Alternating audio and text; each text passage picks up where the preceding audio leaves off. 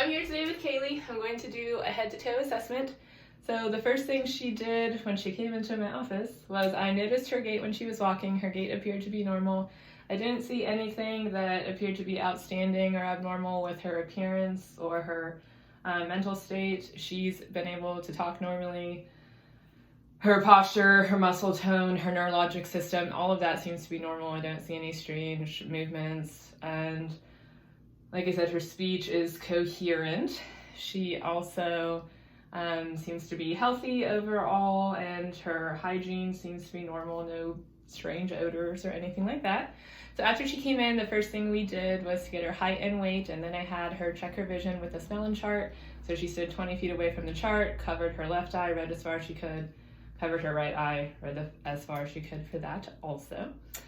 So after we did that, like I said, I did the 5 vitals, so blood pressure, temperature, heart rate, respirations, and then also assess her pain level, which no pain today, correct? Okay.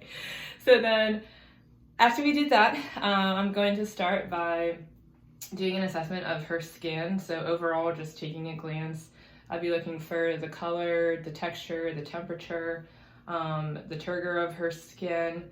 I don't see any color changes. Her skin appears to be normal color, no lesions. I could check the turgor of her skin, so if you don't mind, I'm just going to pinch. My hands are cold, I'm sorry. Right above the clavicle, and the turgor is normal, so it goes right back to where it's supposed to be. So then, as I'm going through the assessment, I will be looking at each area of her skin as I go through to make sure that everything looks normal. But to start my assessment, I am going to start with just her hands, and I'll kind of check the skin and any lesions here. So the temperature of her skin feels normal. I don't see anything strange, no discoloration, no clubbing of the nails. All of that appears to be normal as well. And then I'm just going to check capillary refill. And her capillary refill came back instantaneously, so no problems with circulation. So after I check her skin and hands, I'm then going to go on to assess her head. So I'm just going to touch your head here and feel along her cranial bones. Those feel normal. I don't feel any bumps or anything strange. Her hair feels like it's a normal texture and it's healthy as well. And then I'm just going to palpate. I'm going to touch the side of your head here. And her temporal artery is normal on both sides. So after I examine her overall head, I'm then going to go on to do her eyes here. So I would take my pen light, and what I'm going to be looking at is the reaction of the pupils. So I would do Perla to make sure that the pupils are reactive, equal, her pupils are equal, reactive, round, and then there's light accommodation. So if I had a pen light, I would shine it in one eye, and I would look at that pupil to make sure that it reacts and constricts, and then I would also make sure that the other pupil is also constricting. That's going to test cranial nerve 3 to make sure that her optic nerve is working. And then I'm also just going to take a general look. Her eyelids appear to be the same amount open. She doesn't have any ptosis or drooping of the eyelid, again, testing cranial nerve 3. And then I could test her eye movements in the 6 cardinal directions, which would test the other ocular cranial nerves. So after I test her eyes, I would then move on to her ears. So if you could just put your hand behind your ears for me, please. So I would just do a general inspection of both ears, and those appear to be normal. So what I would do at this point then was I would pull her ear up and back to open up the ear canal. And I would look into both ears. And then I could also take my otoscope and I could look into that. Make sure that the tympanic membrane looks regular. It's a pearly gray with the cone of light, and she doesn't have any blockages or excess buildup of earwax.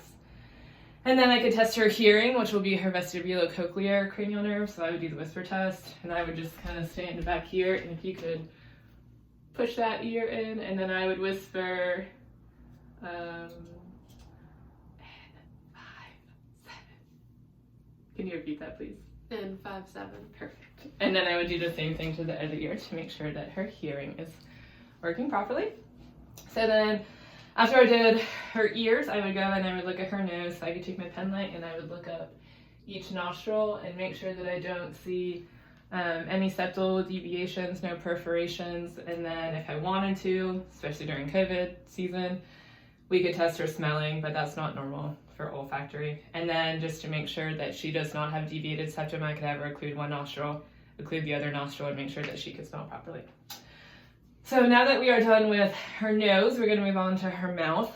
So what I would have her do is I would have a tongue blade first of all, and I would have her open her mouth, and I would stick her tongue blade in and say, ah, good. So what I would be looking for is the uvula and the soft palate to be moving up and out of the way, and that the tonsils go to midline. I would also be looking all over the interior of her mouth, looking at all the mucous membranes and her teeth to make sure that there aren't any lesions and everything appears to be healthy. And then I could also test the gag reflex or just make sure she has sensation in the back of her throat. So that would also be testing vagus and cranial nerves 9 and 10. And then I could have her stick her tongue out, straight out. Good. It goes right out in midline. She's able to move it. So that tests cranial nerve 12. She has no problems with her tongue.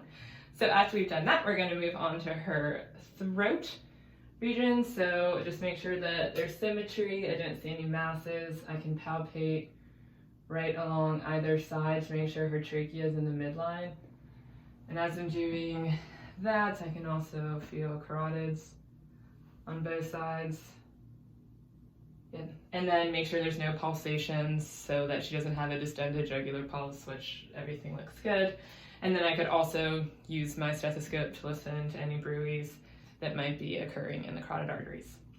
And then after that, I'm going to palpate for her lymph nodes here. So my hands are going, sorry. So these are going to be the pre-auricular. And I'm going to go behind the ear for the post-auricular, down the back of the skull for occipital, and then I would come here for jugulo-digastric,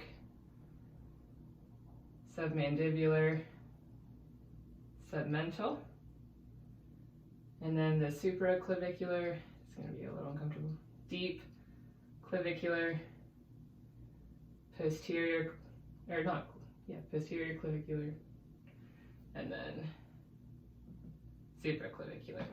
So I don't feel, I guess I could say, nothing feels abnormal on either side for her lymph nodes. And then after I finish up with her neck, I can then go on to her chest. So I would start anterior because I'm already here. And then again, just make sure that everything looks symmetrical. And then what I would do is go through and do her heart sounds. So I would start, I'm just going to touch your chest here, and go down to her second, and if you could, good, and on the right, and this is going to be her aortic, and then I'll move over to the left for pulmonic, and then move down, this would be Erb's point, and then the fourth or fifth space is going to be her tricuspid valve, and then midline down to the fourth, fifth would be her apical or her bicuspid. So after I did all that, I could also just go ahead and listen for lung sounds while I'm here also. So I would just start right above the clavicle on each side and work my way down to make sure that I'm covering all the lobes of the lungs. And then after I do that, I will go posterior, and same thing, I'd be looking at her back, make sure that it's even and symmetrical, and then I could go ahead and have you take a deep breath in for me. And when she did that, I had my hands like this on her back, and my thumbs moved apart equally and bilaterally. And then same thing, I would listen to breath sounds in the back, working the whole way down her back, out to the sides, and then in. So after I do those, I can then go on to her upper limbs. So I would go to her arms. I would feel for her brachial pulse on both sides. Then I would also feel for her radial pulse, make sure that those are proper. I did already check the capillary refill. And then we would test the strength of your limbs. So if you could just bend your arms like this for me. Resist. Good. Same thing. Resist. Good. Don't let me win. Push back. Good. Same thing with the other arm. Push back. Ooh, good. And then we do the same thing for her wrists. So push your hands up into mine. Good. So let me go this way. Push back into my hands. Good. So then we would test the strength, and then that would be normal. And after we do that, we would move on to her abdomen. So if you could please lay down for me. Oh, I guess I need this. So what I would be doing first, I would just be doing an inspection before I did anything to make sure that everything appears to be even. She doesn't have any masses or any abnormal pulsations, which everything looks good. Her beating looks symmetric. So after I did an inspection, I would then do my auscultation, and I would listen for bowel sounds. So I would start in her right lower quadrant, going to her right upper, right lower, and I would listen for any bowel sounds, which they're probably hyponormative. But so I go ahead and do that. After I did that, I would do my palpation. Oh, I would listen at the abdominal aorta also, so I'd look for any pulsations, which I don't see, but then I could listen to see if she had any bruits or anything in her abdominal aorta. I could then listen to her renal arteries, which would be between the xiphoid and the umbilicus, and then if I would listen to her inguinal, that would be below the umbilicus and lateral, and then femoral would be right in the what? Groin. Yes, right in her groin area. So after I did that, then I would do my palpation. So I would start with my light palpation over in the right quadrant, and I would only palpate in about 1 centimeter, and I would do that in all 4 quadrants, and then I would move on to my deep palpation, which would be about 5 to 8 centimeters, that I would push in, making sure she doesn't have any pain or tenderness with either of those, and that she doesn't have any masses. So you can go ahead and, well, actually while she's here, I would go ahead and test her femoral arteries, which if you could show them where your femoral artery is, it'd be right in your groin on the inner area there. Perfect. And then I would also, because she's already supine, I would have her test her hip strength, so I could have her bring her leg out. And can you, don't mind, let me push. Good. And I would do the same thing for her other side leg out for me. And let me in, push out. Good. And then, yeah. Okay, so now you can go ahead and sit up. Now moving on to her lower, so I would need her to take her shoes and socks off too. Thank you. So I just do a general overlook. Again, her skin looks normal. There's no weird hair growth or anything. I don't see anything strange going on with her feet. She has nail polish on, but if I do the base of her nail, capillary refill is normal. Everything appears to be normal temperature. There's no discoloration to show any peripheral vascular disease. And then I could also go ahead at this point and I would test her peripheral pulses. So I could go into medial malleolus. Good. And then I would go for dorsal pedal. Good. So we would go ahead and do those. And then I would also, again, do her manual muscle testing. So if you could lift your leg, I'm gonna push down, don't let me win. Good, same thing. Good. And then I'm gonna try to pull your leg out, don't let me win. Good. I'm gonna try to pull your leg out, don't let me win. Good. And then feet up. I'm gonna push down, don't let me win. Good. I'm gonna push down, don't let me win. Good. Now your foot will be down, push up. Good. And then push up. Good. Okay. So then we manual muscle tested lower extremity, looks good. So I already analyzed her gait, but if her gait did appear weird, I could then have her tandem walk heel to toe to make sure that she's balanced that way. And then, also for her pulse, we could check the popliteal, which, oh, there it is. Yeah, okay, great. So then check the popliteal. And then last thing, I would just have her check the range of motion for her spine. So if you could stand up for me, please. And then just have you bend forward and touch your toes. Good, great. Can you bend back but don't fall over? Perfect.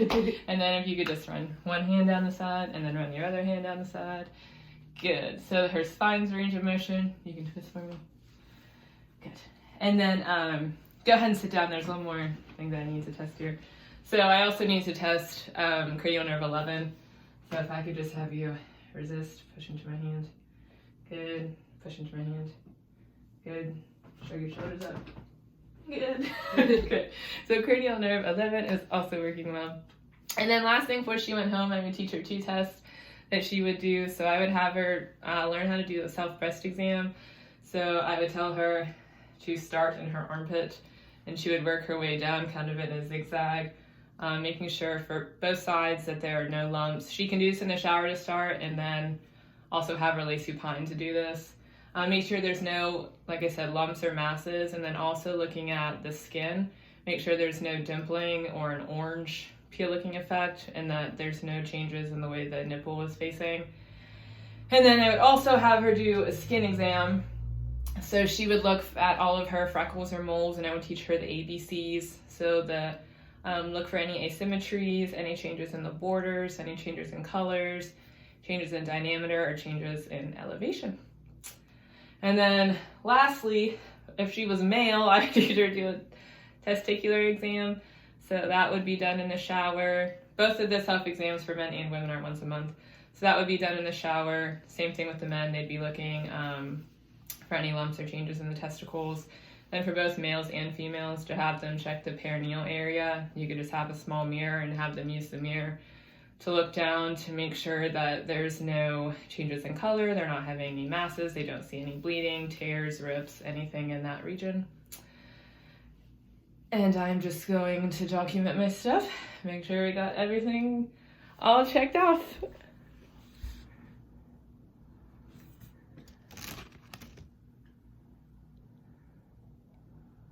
Did you stop it?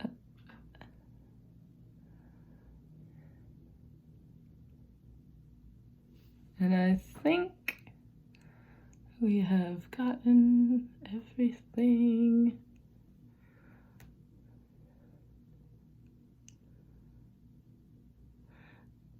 Oh, the last thing that I would have to do that I did not actually assess, but just her level of consciousness.